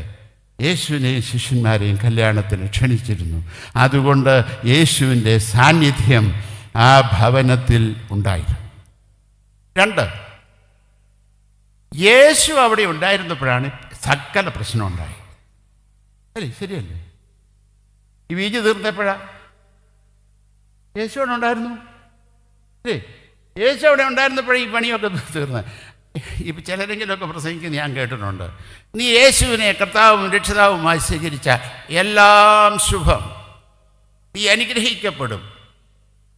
ഒരു പാട്ടുണ്ട്, പാട്ട് നിങ്ങളൊക്കെ പാടുന്നതാണ്, കൂട്ടായ്മയൊക്കെ കുടുംബ എൻ്റെ ദൈവത്താൽ നിശ്ചയം അനുഗ്രഹിച്ചിടും, അല്ലേ? അനുഗ്രഹം പ്രാപിക്കും നിശ്ചയം. കടം കൊടുക്കുകയില്ല, കടം വാങ്ങിക്കുകയേ ഉള്ളൂ. കടം വാങ്ങുകയില്ല, കടം കൊടുക്കുകയേ ഉള്ളൂ. വായ്പ വാങ്ങിക്കില്ല. അതെ, ഇവനൊന്നും വേദവസം വായിച്ചതല്ലെന്നേ. വേദവസം വായിച്ചവന് പറയാൻ പറ്റുമോ? കർത്താവ് ചുങ്കം കൊടുക്കാൻ കാശില്ലാതെ മീനിൻ്റെ വായ എന്നാ കടം മേടിച്ച്. അത് പോട്ടെ. യാത്ര ചെയ്യാൻ വണ്ടിയില്ലാതെ കഴുതാരടി എന്നാ മേടിച്ചേ? കടം മേടിച്ചല്ലേ? ആദ്യത്തെ പ്രാവശ്യം കുർബാന വല്ല സ്ഥലം ഉണ്ടായിരുന്നോ? എവിടെ കുർബാന വലിയ എവിടെ പറയുന്നില്ല. മർക്കോസിൻ്റെ മാളിക അല്ലയോ? അത്ര ഗതിയില്ലായിരുന്നു നീ. കർത്താവിൻ്റെ കയ്യിൽ 4 കാശിൻ്റെ ഗതിയില്ല. അത് സത്യമാണ്. ഈ കർത്താവിൻ്റെ ശിഷ്യന്മാർ അല്ല സബദി മക്കൾ അമ്മ വന്ന് നീ രാജ്യത്തും പ്രാപിച്ചു വരുമ്പോൾ ഇടത്തും വലത്തും ഇരുത്തണം. ധനകാര്യവും ആഭ്യന്തരവും ഞങ്ങളുടെ മക്കൾക്ക് കൊടുക്കണം കേട്ടോ. കർത്താവ് എന്നെ മറുപടി പറഞ്ഞു, നീ കാക്കയെ നോക്ക്, കുറുനരിയെ നോക്ക്. മനുഷ്യപുത്രനോ തലചായ്പാൻ ഇടമില്ല. ആരെങ്കിലും എൻ്റെ പുറകെ ഇറങ്ങിത്തിരിക്കുവാൻ താല്പര്യപ്പെടുന്നുവെങ്കിൽ നീ തന്നെത്താൻ ത്യജിച്ച് ക്രൂശ് എടുത്ത് പോന്നോണം. മനസ്സുള്ളെങ്കിൽ മതി. നമ്മൾ ഈ മനുഷ്യരെ സൂചിപ്പിക്കാൻ വേണ്ടി പറയും, യേശുവിനെ നീ അങ്ങനെ കാണിച്ചാൽ നിനക്ക് വലിയ വീടുണ്ടാക്കാം, എനിക്ക് ഇതുണ്ടാവും, നിൻ്റെ ക്യാൻസർ രോഗം അപ്പന്മാർ. ഇതൊന്നും കർത്താവ് വാഗ്ദാനം ചെയ്തിട്ടില്ല. കർത്താവ് വാഗ്ദാനം ചെയ്ത് കുരിശേ മാത്രമേ പറഞ്ഞിട്ടുള്ളൂ, അല്ലേ? രോഗം ഉണ്ടാവില്ലെന്ന് കർത്താവ് പറഞ്ഞോ? സാമ്പത്തികമായി ഞെരുക്കം ഉണ്ടാവില്ലെന്ന് കർത്താവ് പറഞ്ഞോ? നിനക്ക് ബംഗ്ലാവ് ഉണ്ടാക്കി തരാമെന്ന് കർത്താവ് പറഞ്ഞോ? നിനക്ക് കാർ വാങ്ങിച്ചു തരാമെന്ന് കർത്താവ് പറഞ്ഞോ? നിൻ്റെ ബിസിനസ് ഭയങ്കരമായിട്ട് ഫ്ലറിഷ് ചെയ്യുമെന്ന് കർത്താവ് പറഞ്ഞോ? ഇത് നിങ്ങളെയൊക്കെ സന്തോഷിപ്പിക്കും. ഞങ്ങളെ ചിലപ്പോൾ പ്രസംഗത്തിലൊക്കെ അടിക്കും. കാരണം നിങ്ങളുടെ പോക്കറ്റിലുള്ള കാശും ഇങ്ങോട്ട് ഇറങ്ങണ്ടേ, അതിന് വേണ്ടിയിട്ടൊക്കെ. അതിലൊക്കെ നിങ്ങൾ വീഴുകയും ചെയ്യും. ഇത് കർത്താവ് പറഞ്ഞതല്ല. കർത്താവ് നമ്മുടെ ജീവിതത്തിൻ്റെ യാഥാർത്ഥ്യമാണെങ്കിൽ നിങ്ങൾക്ക് ഒരു പ്രശ്നവും ഉണ്ടാകില്ലെന്ന് കർത്താവ് പറഞ്ഞിട്ടില്ല. പക്ഷെ ഒരു വാഗ്ദാനമുണ്ട്. എന്താണെന്ന് അറിയാമോ? കൂരിരുൾ താഴ്വരയുടെ അനുഭവത്തിലൂടെ നീ നടന്നാലും ഞാനൊരു അനർത്ഥവും ഭയപ്പെടുകയില്ല. നീ എന്നോട് കൂടെ ഇരിക്കുന്നുവല്ലോ. ഇതല്ലാതെ വേറെന്താ വാക്ക്? വേറെ വല്ല വാക്ക് പറഞ്ഞിട്ടുണ്ടോ? പറഞ്ഞിട്ടില്ലെന്നേ. പക്ഷെ നമ്മളൊക്കെ തെറ്റിദ്ധരിച്ചിരിക്കുകയാണ്. യേശുവിനെ രക്ഷിതാവായ നിങ്ങൾ ഈ ഗോഡ് ചാനൽസ് വെച്ച അവിടുത്തെ പ്രസംഗം എല്ലാം പഴയ നിയമത്തിലേ പറയുള്ളൂ പ്രസംഗിക്കുന്നത്. ആ പഴയ നിയമത്തിൽ ഇങ്ങനൊരു ചിന്തയുണ്ട്, അനുഗ്രഹത്തിൻ്റെ മാനദണ്ഡം സമ്പത്താണ്. പല ഉദാഹരണങ്ങൾ. അബ്രഹാമിനെ ദൈവം അനുഗ്രഹിച്ചു, ഇയ്യോബിനെ ദൈവം ഇരട്ടിയായി അനുഗ്രഹിച്ചു. ഇനി ആരുടെ കഥയൊക്കെ ഉണ്ടോ അവരെയൊക്കെ പറയും, അതൊക്കെ അനുഗ്രഹിച്ചു എന്ന് പറയും. പുതിയ നിയമത്തിലേക്ക് പ്രവേശിക്കുമ്പോൾ തമ്പുരാൻ പറഞ്ഞിട്ടില്ല. അനുഗ്രഹത്തിൻ്റെ മാനദണ്ഡം ഇതല്ല. നല്ലൊരു ഉദാഹരണം കന്യക മറിയാമാണ്, അല്ലേ? കന്യക മറിയാം ഗർഭിണിയായി. കന്യക മറിയാം എലിസബത്തിനെ കാണാൻ ചെന്നപ്പോൾ അവർ നമ്മൾ മുഖാമുഖമായി കണ്ടുമുട്ടിയപ്പോൾ എലിസബത്ത് പറഞ്ഞു, Mary U are the most blessed lady, അല്ലേ? എങ്ങനെയല്ലേ പറഞ്ഞു? മറിയേ നീ ഭാഗ്യവതി. അപ്പം മറിയ പരിശുദ്ധാത്മാവ് നിറഞ്ഞോളോട്ട് പാട്ടുപാടി മറിയാമിൻ്റെ പാട്ട്. അതേ, ഞാനാണ് ഭാഗ്യവതി, തലമുറകൾ എന്നെ ഭാഗ്യവതി എന്ന് വാഴ്ത്തും. എന്നാ ഭാഗ്യ നോക്കിക്കോ. വേറും പാവപ്പെട്ട വീട്ടിൽ ജനിച്ചു, അതിനേക്കാൾ ഗതിയില്ലാത്തവനെ കൊണ്ട് കെട്ടിച്ചു. ആശാരിപ്പണിക്കാരനായതുകൊണ്ടല്ല ഞാൻ പറഞ്ഞത്. യേശുവിനെ കൊണ്ട് ദേവാലയത്തിൽ പോയപ്പോൾ ഒരു ആട്ടിൻകുട്ടിയെ യാഗമായി അർപ്പിക്കേണ്ടതല്ലേ? എന്താ അർപ്പിച്ചേ? 2 കുറുപ്രാവിനെ. മനസ്സിലായി? അത് ലേവ്യ പുസ്തകം വായിച്ചാൽ മനസ്സിലാവും. It's A provision for the poor people. അത്ര ഗതിയില്ലാത്തവനാണെന്നർത്ഥം യോസഫ്. പൂർണ്ണ ഗർഭിണിയായിരിക്കുമ്പോൾ മറിയയ്ക്ക് റെസ്റ്റ് ഡിനേ ചെയ്തു. ഏത് പാവപ്പെട്ട സ്ത്രീക്കും കിട്ടുന്നതാണ്. അതുകൊണ്ടാണ് നമ്മൾ ഈ മകള് 7 മാസം ഗർഭിണിയൊക്കെ ആകുമ്പോൾ അമ്മായിമ്മ എത്ര നല്ല അമ്മായിമ്മയാണെങ്കിൽ അമ്മ കൊണ്ട് അവളെ വിളിച്ചിട്ട് വീട്ടിൽ കൊണ്ടുപോകും. എന്താണെന്നറിയാമോ? അമ്മായിമ്മ അടുക്കളയിൽ കയറുമ്പോൾ ഇവൾക്ക് കയറാണ്ടിരിക്കാൻ പറ്റുമോ? വീട്ടിലാണെങ്കിൽ പറയാം, അമ്മ വിളിച്ചടി ഇതൊന്നും കയറുക, ആമേ എനിക്ക് വയ്യ, അമ്മായിമ്മോട് പറയാൻ പറ്റുമോ? അമ്മ എപ്പോഴും അമ്മയും അമ്മായിമ്മയും തന്നെ. അപ്പോൾ അതുകൊണ്ട് നമ്മളൊക്കെ അതുകൊണ്ടാണ് ഈ വീട്ടിലോട്ട് വിളിച്ചു കൊണ്ടുപോകുന്നത്. എന്നിട്ട് ഇവിടെ അത് ഡിനൈ ചെയ്തു. റെസ്റ്റ് കിട്ടിയോ? കാറിൽ പോയാൽ പോലും ഇപ്പോൾ നല്ല റോഡൊക്കെ ഉണ്ടായിട്ട് 2 മണിക്കൂറെങ്കിലും എടുക്കും. ഇന്ന് അന്നത്തെ സ്ഥിതി നിങ്ങൾ ആലോചിച്ചോ. വഴിയില്ല, ഒന്നുമില്ലാത്തപ്പോൾ ഈ കൂടിയ കഴുതപ്പുറത്ത് കയറ്റിയിട്ടുണ്ടാവും. പിന്നെ ഏത് പാവപ്പെട്ട സ്ത്രീക്കും കിട്ടുന്നതാണ് രഹസ്യപ്രസവം. അത് അവളുടെ അവകാശമാണ്. കിട്ടിയോ? എവിടെ പ്രസവിച്ചു എന്ന് വേദപുസ്തകത്തിനകത്ത് പറഞ്ഞിട്ടില്ല കേട്ടോ. ആ കുട്ടിയെ കൊണ്ട് ഇന്നിലെ പോയപ്പോൾ വഴിയമ്പലത്തിൽ ചെന്നപ്പോൾ അവർ പറഞ്ഞപ്പോൾ കോളം പറഞ്ഞു. അത് കിടത്താൻ പോലും പറ്റിയില്ല. എവിടെ പ്രസവിച്ചു ദൈവത്തിന് അറിയാം. എൻ്റെ വിചാരം, ഞാൻ വെറുതെ ഒരു ഊഹം പറയുന്നത്, വേദപുസ്തകത്തില്ല അല്ല. ആ കുഞ്ഞിനെ കിടത്തിയ തൊഴുത്തിൻ്റെ ചാണകക്കുഴിയുടെ അങ്ങേപ്പുറത്തങ്ങാടാ പ്രസവിച്ചത്. വെറുതെ എൻ്റെ ഊഹമാണ്, ഇതിനകത്ത് വേദപുസ്തകത്തിനകത്ത് പറഞ്ഞിട്ടില്ല. ആവാന സാധ്യത എന്ന് തന്നെ വിചാരം. ഏതോ ഒരു വല്യമ്മ കരച്ചിൽ കേട്ട് ഓടി വന്നിട്ടൊന്ന് സഹായിച്ചു കാണും. പാവം ജോസഫ് എന്നെ കാണിക്കാൻ. അത് കഴിഞ്ഞു. ആ കുഞ്ഞിനെ എവിടെ കിടത്തി? പശുത്തൊട്ടിയിൽ കിടത്തി.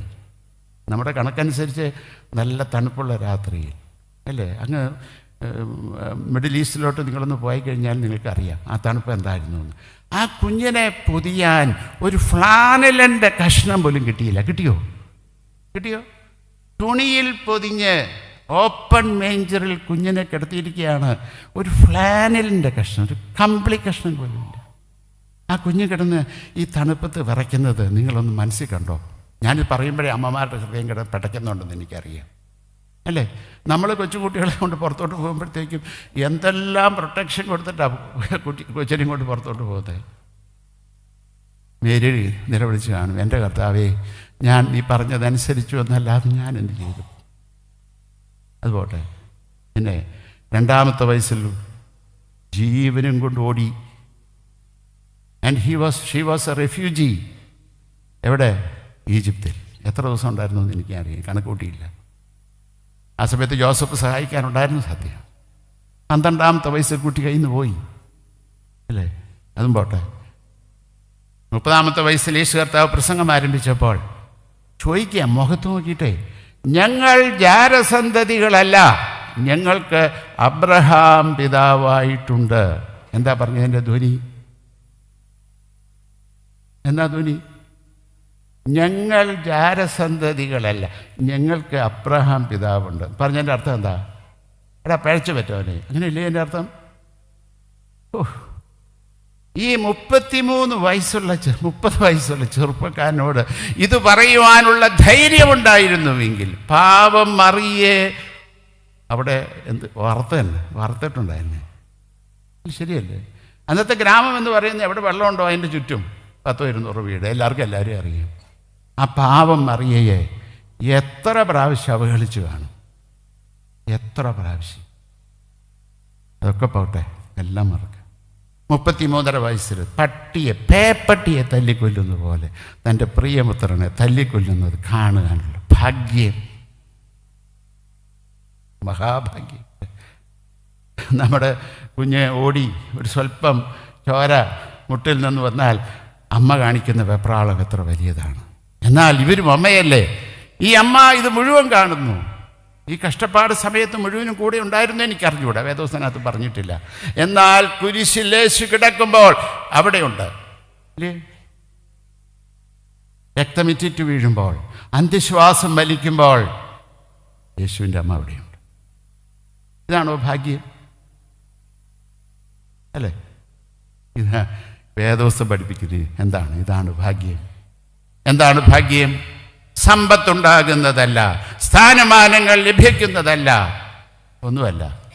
കർത്താവായ യേശു ക്രിസ്തുവിന് വേണ്ടി, ദൈവരാജ്യത്തിന് വേണ്ടി കഷ്ടത അനുഭവിക്കുവാൻ നീ വിളിക്കപ്പെട്ടവനാണെങ്കിൽ you are the most blessed person. അതാണ് വേദപുസ്തകം പഠിപ്പിക്കുന്നത്. അതിന് പകരം കാശാണെന്ന് പറഞ്ഞ് നടക്കുന്നതാണ് നമ്മുടെ പണി. മനസ്സിലായി? അതാണ് പ്രോസ്പെരിറ്റി ഗോസ്പൽ എന്നൊക്കെ പറയുന്നത്. അപ്പോൾ ഇവിടെ അതാ സംഭവിക്കുന്നത്. ഇവിടെ ഭയങ്കര ക്രൈസിസാണ്. അപ്പോൾ യേശു പറഞ്ഞിട്ടില്ല ക്രൈസിസ് ഉണ്ടാകില്ല എന്ന്. യേശു ഒരു കാരണവശാലും പറഞ്ഞില്ല. എന്നാൽ യേശു പറഞ്ഞത് എന്താണ്? എല്ലാത്തിനും ഉത്തരം യേശുവിലുണ്ട്. ഏത് പ്രതികൂലമായാലും തമ്പുരാൻ പറയുന്നു, has your burden upon me, I will take care of it. അത് കർത്താവ് പറഞ്ഞു. കഷ്ടത ഉണ്ടാകില്ലെന്ന് പറഞ്ഞില്ല. But there is a way out with the Lord. എന്ത് വലിയ ക്രൈസിസ് ആണെങ്കിലും the Lord have promised his presence. അവൻ നമ്മെ പുഷ്പം പോലെ കൊണ്ടുപോകും, നടത്തും. അതാ കർത്താവിൻ്റെ വാഗ്ദാനം. ഇവിടെ ആകെ കൂടെ കൺഫ്യൂഷൻ അല്ലേ? ആ വീട്ടിലെ കാര്യം നിങ്ങൾ ആലോചിച്ചോണം. വീഞ്ഞില്ല. യേശുവിൻ്റെ അമ്മച്ചി ഓടി വന്നു. യേശുവിൻ്റെ അമ്മച്ചി ഓടി വന്ന് വെച്ച് പറഞ്ഞു, എൻ്റെ മോനെ കല്യാണം നാറാൻ പോവാണ്, ഇനി എന്തെങ്കിലും ഒന്ന് ചെയ്യടാ മോനെ. അല്ലേ? അതല്ലേ സംഭവിച്ചു. അതൊക്കെ എൻ്റെ വാക്കുകൾ പറയുന്നതാണ്. അപ്പോൾ യേശു എന്നെ മറുപടി പറഞ്ഞു, എൻ്റെ അമ്മച്ചി എന്നെ കൊണ്ടുവന്ന് നോക്കത്തില്ല. അല്ലേ? അങ്ങനെയല്ലേ പറഞ്ഞു? എൻ്റെ സമയം ഇതുവരെ വന്നിട്ടില്ല, എന്നെ കൊണ്ടുപോകത്തില്ല. നമുക്ക് എന്നാ അമ്മച്ചി ഇവിടെ കല്യാണം നാറു കുളിക്കുമെന്നെങ്കിലും ആവട്ടെ, നമുക്ക് അങ്ങ് പോവാം. അല്ലേ? യേശുവിൻ്റെ അമ്മച്ചി വന്നിട്ട് മോനോട് പറയുന്നത് ഇങ്ങനെയാണ്, മോനെ പ്രതീക്ഷിച്ചതിനേക്കാൾ കൂടുതൽ ആൾക്കാരോട് വന്നു.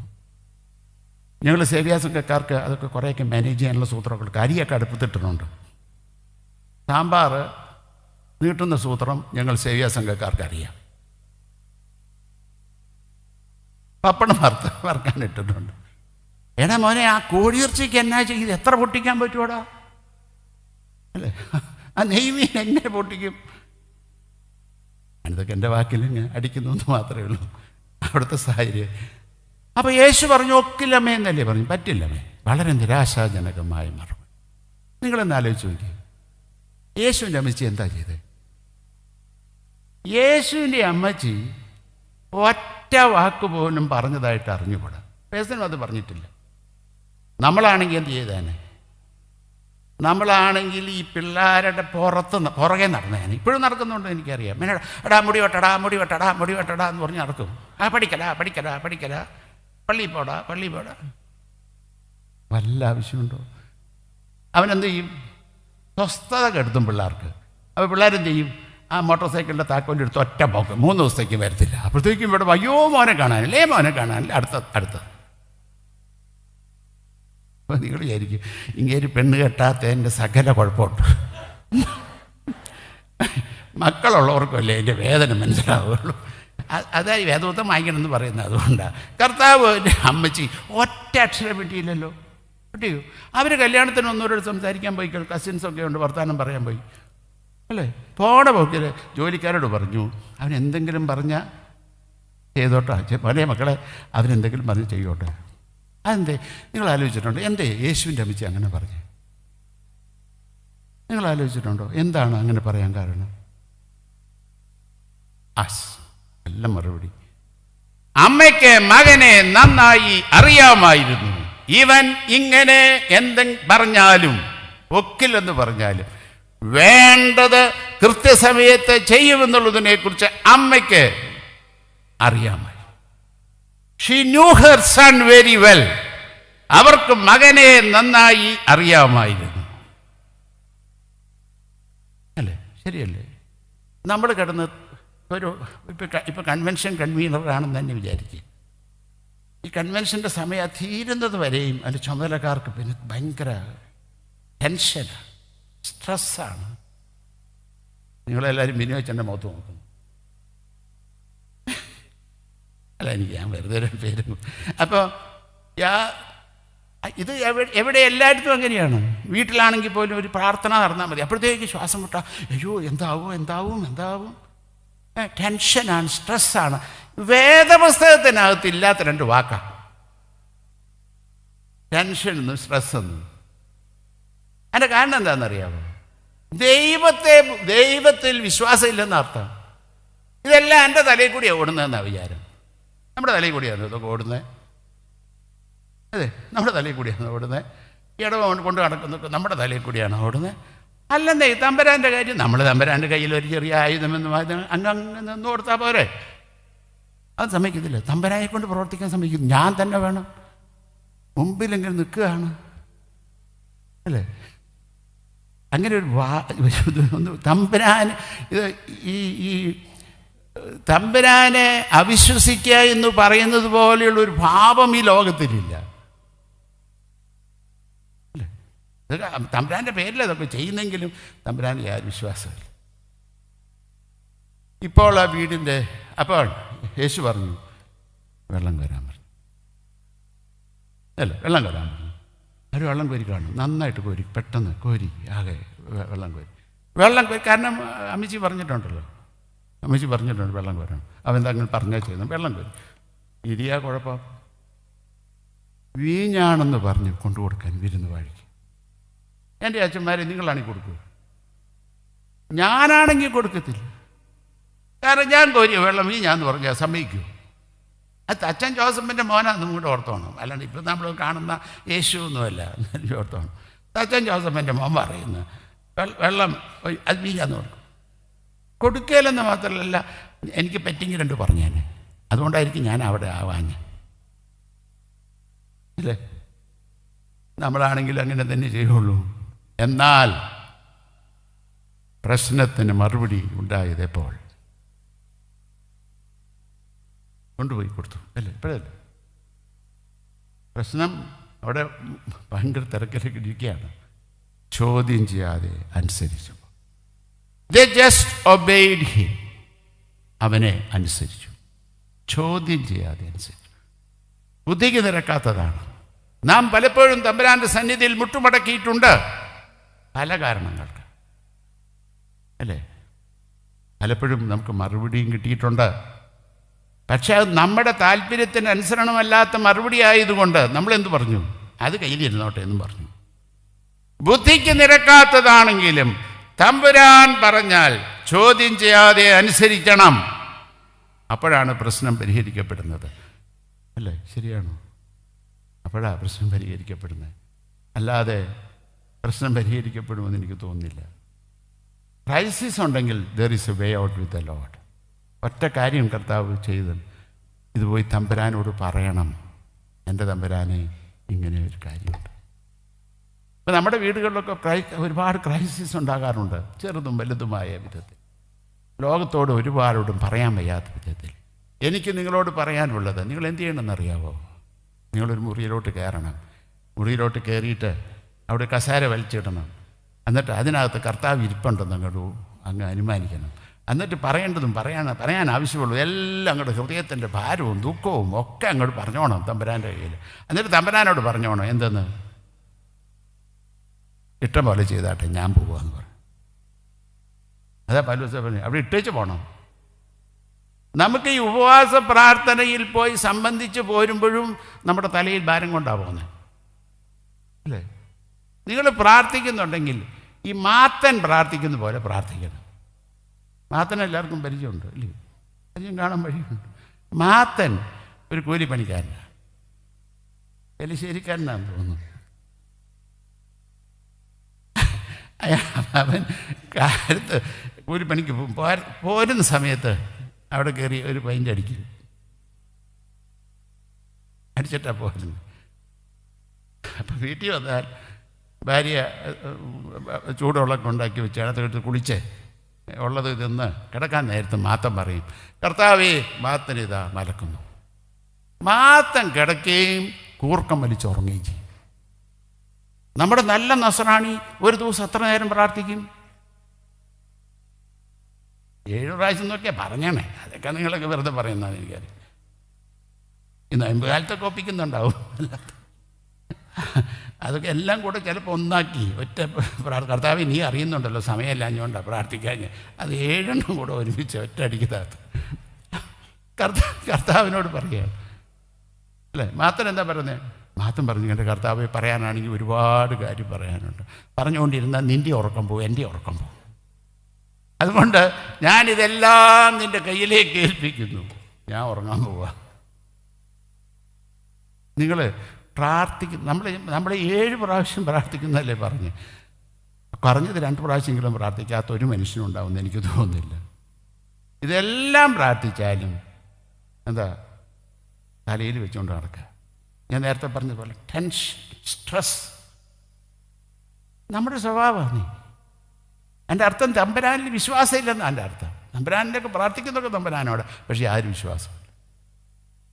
Cast your burden upon me, I will take care of it. അതാ കർത്താവ് പറഞ്ഞത്, ഞാൻ പറഞ്ഞതല്ല. നിന്റെ സകല ചിന്താകുലവും എൻ്റെ മേൽ ഇട്ടുകൊള്ളുക, ഞാൻ നോക്കാം. ഇത് ചെയ്യണമെങ്കിൽ നമുക്കറിയണം. അറിയാത്തവൻ്റെ പക്കൽ ഒന്നും ഏൽപ്പിക്കാൻ ഒക്കില്ല. ഇപ്പം നമ്മുടെ കയ്യിൽ അത്യാവശ്യമായിട്ട് നമുക്കൊരു ഡോക്യുമെൻ്റ് മദ്രാസിലോട്ട് കൊടുത്തുകൊണ്ട് നമ്മുടെ മകൻ അവിടെയുണ്ട്, അവൻ്റെ ഒരു സർട്ടിഫിക്കറ്റ് ഇവിടെയുണ്ട്.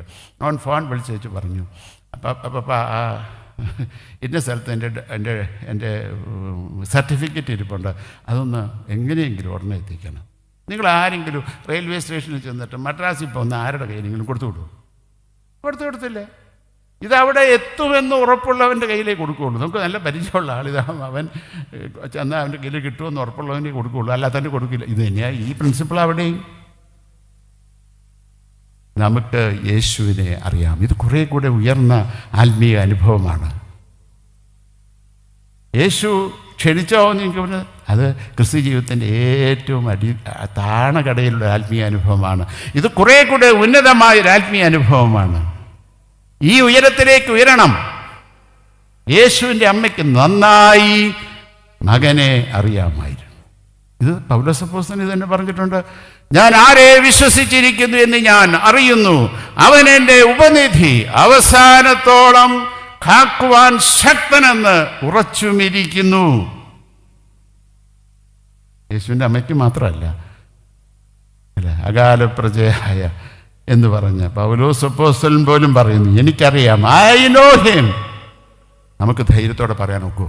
പറയാൻ പറ്റണം. ക്രിസ്ത്യ ജീവിതത്തിൻ്റെ അടിസ്ഥാനം അവിടെയാണ്. യേശുവിനെ അറിയാം, എനിക്കറിയാം. ഇത് പറയാൻ സാധിക്കും. ഇതൊക്കെ ഉണ്ടായിട്ടും അവിടെ പ്രശ്നമാണ്. ഞാൻ നേരത്തെ പറഞ്ഞു, വെള്ളം കോരാൻ പറഞ്ഞു, ആകെ കൂടി കുഴപ്പം. പ്രശ്നം പരിഹരിക്കപ്പെട്ടത് എപ്പോഴാണ്? ഇവർ കൊണ്ടുപോയി കൊടുത്തപ്പോൾ. അല്ലേ? ബുദ്ധിക്ക് നിരക്കാത്തതാണെങ്കിലും യേശു പറഞ്ഞാൽ ചോദ്യം ചെയ്യാതെ അനുസരിക്കണം. അത് നമുക്ക് ഒരിക്കലും സ്വീകാര്യമല്ല ബുദ്ധിക്ക്. എന്നാൽ യേശു പറഞ്ഞു എന്നൊറ്റ കാരണത്താൽ അതിനെ ചോദ്യം ചെയ്യാതെ അനുസരിക്കുവാൻ നാം തയ്യാറാകണം. അറിയാത്തവൻ്റെ പക്കലൊന്നും ഏൽപ്പിക്കാൻ ഒക്കില്ല. അതുകൊണ്ടാണ് ഞാൻ പറഞ്ഞത് കുറേ കൂടെ ഉന്നതമായ ആത്മീയ അനുഭവത്തിലേക്ക് വളരണമെന്ന് പറയുന്നത്. അല്ലേ? നമ്മൾ വേദപുസ്തകം വായിക്കുമ്പോൾ സമയം തീർന്നു ഒരു വ്യക്തി പറഞ്ഞാൽ എന്നാൽ രണ്ട് മിനിറ്റും കൂടെ കടം വാങ്ങിക്കുകയാണ്. എന്നിട്ട് എന്ത് സംഭവിച്ചു? അല്ലേ? ഈ ഒബീഡിയൻസ് എന്ന് പറഞ്ഞാൽ എന്താണ്? ഞാൻ നേരത്തെ പറഞ്ഞതാണ്. ഒരു ഉദാഹരണം മാത്രം പറഞ്ഞിട്ട് അവസാനിപ്പിക്കുക. അവിടെ എഫെസോസിൽ വലിയ പ്രസംഗം നടന്നുകൊണ്ടിരിക്കുകയാണ്. 10,000 പേര് മാനസാന്തരപ്പെട്ടുകൊണ്ടിരിക്കുക. അപ്പോൾ ഫിലിപ്പിനെ കർത്താവ് ഒരു ട്രാൻസ്ഫർ എങ്ങോട്ടാ വിട്ടെ? മനുഷ്യവാസമില്ലാത്തടത്തേക്ക്. അല്ലേ? ശരിയല്ലേ? വായിച്ച് മനസ്സിലായില്ലേ ഞാൻ പറഞ്ഞത്? മനുഷ്യവാസമില്ലാത്തിടത്തേക്ക് ഒരു ട്രാൻസ്ഫർ. നമ്മളാണെങ്കിൽ എന്ത് ചെയ്തേനെ? നമ്മളാണെങ്കിൽ റിവ്യൂ പെറ്റീഷൻ കൊടുത്തേനെ. ഈ ട്രാൻസ്ഫർ ചെയ്യുന്നവർക്ക് ബുദ്ധിയും പോക്കണമൊന്നുമില്ലല്ലോ. ഇവിടെ വളരെ ഇഫക്റ്റീവായിട്ട് പ്രവർത്തിച്ചുകൊണ്ടിരിക്കുകയാണ്. 10,000 പേര് ഒരുപോലെ മാനസാന്തരപ്പെട്ട് സഭ ഇങ്ങനെ വളർന്നുകൊണ്ടിരിക്കുന്നിടത്തുനിന്ന് ഒറ്റ മനുഷ്യനില്ലാത്തടത്തേക്ക് ഒരു ട്രാൻസ്ഫർ. ഇതെങ്ങനെ സ്വീകരിക്കും? ഫിലിപ്പച്ചൻ ഒന്നും ചോദിച്ചില്ല, പോയി. ശരിയല്ലേ? അവിടെ പോയപ്പോൾ എന്താ സംഭവിച്ചു? എത്യോപ്യൻ ഷണ്ണൻ ഇങ്ങനെ തേരിലൂടെ യാത്ര. അടുത്തോട്ട് കയറി നടക്കടാ എന്ന് ദൈവം തമ്പുരാൻ പറഞ്ഞു. അടുത്തു ചെന്നപ്പോൾ ഇദ്ദേഹം യെശയ്യാപ്രവാചകന്റെ പുസ്തകം വായിച്ചുകൊണ്ടിരിക്കുകയാണ്. ചോദിച്ചു, വല്ലതും മനസ്സിലാവുന്നുണ്ടോ സഹോദര? ഒരു ചുക്കും മനസ്സിലാവുന്നില്ല. അപ്പോൾ ഇദ്ദേഹത്തെ കൂടെ അകത്തോട്ട് കയറ്റി ഇദ്ദേഹം അവനോട് പറഞ്ഞു, ഇതെല്ലാം സംഭവിച്ചിരിക്കുന്നു, ഇതിൻ്റെ ദൃക്സാക്ഷിയാണ് ഞാൻ. കഷ്ടപ്പെടുന്ന ദാസനെക്കുറിച്ചുള്ള വേദഭാഗമാണ്. അവൻ്റെ മുതുക് ഉഴുതു തറത് എല്ലാം ഞാൻ കണ്ടതാണ്. അവനെ കുരിശിൽ തറച്ചു, അവൻ ഉയർത്തെഴുന്നേറ്റു, ജീവിക്കുന്നു, ഞാൻ സാക്ഷിയാണ്. അപ്പോൾ ത്യപേശവൻ പറഞ്ഞു, ഞാൻ വിശ്വസിക്കുന്നു, എനിക്ക് സ്നാനപ്പെടണം. വഴിയിൽ കുറച്ച് വെള്ളം കണ്ടപ്പോൾ അവിടെ ഇറങ്ങി അവന് സ്നാനപ്പെട്ടു വിട്ടു. ഇപ്പം നിങ്ങൾ വിചാരിക്കുന്നുണ്ടോ ഇത് ഇത്ര വലിയ കാര്യമാണ്? 5,000 പേരും ഒരാളും എന്നാ വ്യത്യാസം? ഒറ്റ മനുഷ്യന് വേണ്ടിയാണ് 5,000 പേരെ ഇട്ടേച്ച് പോകാൻ കർത്താവ് പറഞ്ഞു. ചരിത്രം പഠിക്കുമ്പോഴാണ് നമുക്കതിൻ്റെ പ്രാധാന്യം അർത്ഥം മനസ്സിലാക്കാൻ സാധിക്കുക. എത്യോപ്യൻ ഷണ്ണനിലൂടെയാണ് ഒരു ഭൂഖണ്ഡത്തിലേക്ക് ആദ്യമായി സുവിശേഷം കടന്നു ചെല്ലുന്നത്, ആഫ്രിക്കയിലോട്ട്. ആദ്യത്തെ ആഫ്രിക്കക്കാരൻ കർത്താവിൻ്റെ കുരിശ് ചുമന്ന ആളാണ്. അദ്ദേഹം യെരുശലേമിൽ താമസിക്കുന്നതാണ്, സെൻട്രൽ ആഫ്രിക്കക്കാരനാണ്. എന്നാൽ ഇദ്ദേഹമാണ് യേശുവിനെ ആദ്യമായിട്ട് അറിയുന്നത്. Ethiopian queen became a Christian. The whole country became a Christian. നിങ്ങൾക്ക് മനസ്സിലാവുന്നുണ്ടോ? നമുക്ക് പലപ്പോഴും ഇതിനൊന്നും അർത്ഥം മനസ്സിലാക്കാൻ സാധിക്കത്തില്ല. അതുകൊണ്ടാണ് ഞാൻ നേരത്തെ പറഞ്ഞത്, ബുദ്ധിക്ക് നിരക്കാത്തതാണെങ്കിലും തമ്പുരാൻ പറഞ്ഞാൽ ചോദ്യം ചെയ്ത് അനുസരിക്കണം. ഒരുപക്ഷെ ഇന്ന് അവയ്ക്ക് അർത്ഥം കണ്ടെത്താൻ സാധിച്ചില്ലെങ്കിലും 10 വർഷങ്ങൾക്ക് ശേഷമാകാം തിരിഞ്ഞു നോക്കുമ്പോൾ എൻ്റെ തമ്പുരാനെ നീ ഇത്രമാത്രം നല്ലവനും വിശ്വസ്തനുമാണല്ലോ എന്ന് പറയാൻ അപ്പോഴേ സാധിക്കും. ഇപ്പോൾ ആ വീടിൻ്റെ സ്ഥിതി എങ്ങനെയുണ്ട്? എല്ലാവരും സന്തോഷിക്കുകയാണ്. എല്ലാവരും വളരെ ആനന്ദത്തോടുകൂടെ ദൈവത്തെ മഹത്വപ്പെടുത്തുകയാണ്, അല്ലേ? പ്രിയ സ്നേഹിതരെ, അപമാനഭാരത്താൽ ദുഃഖിച്ചുകൊണ്ടിരുന്ന ഭവനം ഇപ്പോൾ അഭിമാനത്തിൻ്റെ സന്തോഷം അനുഭവിക്കുന്ന ഭവനമായിട്ട് തീർന്നു. അതിൻ്റെ അടിസ്ഥാന കാരണം യേശുവിനെ ക്ഷണിച്ചിരുന്നു എന്നുള്ളത് കൊണ്ടാണ്. The presence of the Lord Jesus Christ was there. നമ്മുടെ ജീവിതത്തിൽ യേശു ഒരു യാഥാർത്ഥ്യമായി തീർന്നിട്ടുണ്ടോ? ഇല്ലെങ്കിൽ ഈ രാത്രിയിൽ നിങ്ങൾ പറയണം, യേശുവെ എനിക്ക് വേണം, എൻ്റെ ഭവനത്തിൽ എനിക്ക് സ്ഥാനം, നീയാണ് ഇവിടുത്തെ എല്ലാം. യേശുവിനെ മറന്നൊന്നും ചെയ്യാൻ ഇടയാകരുത്. 2, യേശു നമ്മുടെ ജീവിതത്തിലേക്ക് ക്ഷണിക്കപ്പെട്ടിരിക്കുന്നു. അവിടെ ഭവനത്തിൽ യേശു ഉണ്ടെന്ന് ഉറപ്പുണ്ടെങ്കിലും അവിടെ കഷ്ടതയുണ്ട്, വേദനയുണ്ട്, ദുഃഖമുണ്ട്, പ്രശ്നമുണ്ട്. എന്നാൽ കർത്താവ് പറയുന്നു, നിൻ്റെ സകല പ്രശ്നവും ഇങ്ങോട്ട് താ. അതാ കൊടുക്കണമെങ്കിൽ അവനെ ആഴത്തിൽ അറിയണം. നമുക്ക് യേശുവിനെ അറിയാമോ? പൗലോസ് പറയുന്നത് പോലെ പറയാൻ സാധിക്കും, ഐ നോ, എനിക്കറിയാന്നേ. നിങ്ങൾ ഭാര്യയും ഭർത്താവും ചിലപ്പോൾ പറയാറില്ലേ, എൻ്റെ ഭാര്യയെക്കുറിച്ച് നിങ്ങളൊന്ന് പറഞ്ഞാലും യേശത്തിൽ എനിക്ക് ഐ നോ ഹെർ. ഭർത്താവും നേരെ തിരിച്ച് പറയും ഐ നോ ഹിം. ഭാര്യയും പറയും ഐ നോ ഹിം. നിങ്ങൾ എന്തെല്ലാം പറഞ്ഞാലും ഞാൻ വിശ്വസിക്കത്തില്ല, കാരണം എനിക്കറിയാം അദ്ദേഹത്തിന് അങ്ങനെ ചെയ്യാൻ പറ്റില്ല. Do you know him? യേശുവിനെ അറിഞ്ഞിരിക്കുന്നു എന്ന ഉറപ്പോടുകൂടെ കടന്നു പോകുവാൻ തക്കവണ്ണം നമുക്ക് സാധിക്കുമോ? 3, യേശു പറഞ്ഞാൽ ചോദ്യം ചെയ്യാതെ അനുസരിക്കണം. ഇടം വലം നോക്കണ്ട. അതാണ് തമ്പുരാൻ്റെ ഇഷ്ടം. അത് മാത്രമാണ് എൻ്റെയും ഇഷ്ടം, എൻ്റെ കുടുംബത്തിൻ്റെയും ഇഷ്ടം. ഇത് പറയുവാൻ തക്കവണ്ണം സാധിക്കുമ്പോഴാണ് നാം ആഗ്രഹിക്കുന്ന സ്വപ്നം കാണുന്ന സന്തോഷം നമ്മുടേതായി തീരുവാൻ സാധിക്കുക. സകല ബുദ്ധിയും കവിഞ്ഞ് ദൈവസമാധാനത്തിൽ നിറയപ്പെടും. അതിലൂടെ എല്ലാത്തിലും സ്തോത്രം പറയുവാൻ, എല്ലാത്തിലും ദൈവത്തെ മഹത്വപ്പെടുത്തുവാൻ സാധിക്കും. ഞാൻ 3 വാക്കുകൾ നിങ്ങളുടെ ഓർമ്മയ്ക്കായി പറയുന്നു. Invite, consult and obey. യേശുവിനെ ക്ഷണിക്കുക, സകലവും തമ്പുരാനോട് പങ്കിടുക.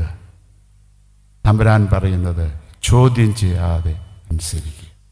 Invite, consult and obey. ഈ വാക്കുകളാൽ ദൈവം തമ്പുരാൻ നമ്മേവരെയും അനുഗ്രഹിക്കട്ടെ. എനിക്ക് നിങ്ങളോടൊപ്പം ഈ സന്ധ്യയെങ്കിൽ കടന്നു വരുവാനും കൂട്ടായ്മ ആചരിപ്പാൻ ലഭിച്ചതിലുള്ള സന്തോഷവും നന്ദിയും അറിയിച്ചുകൊണ്ട് ഞാൻ എൻ്റെ വാക്കുകളെ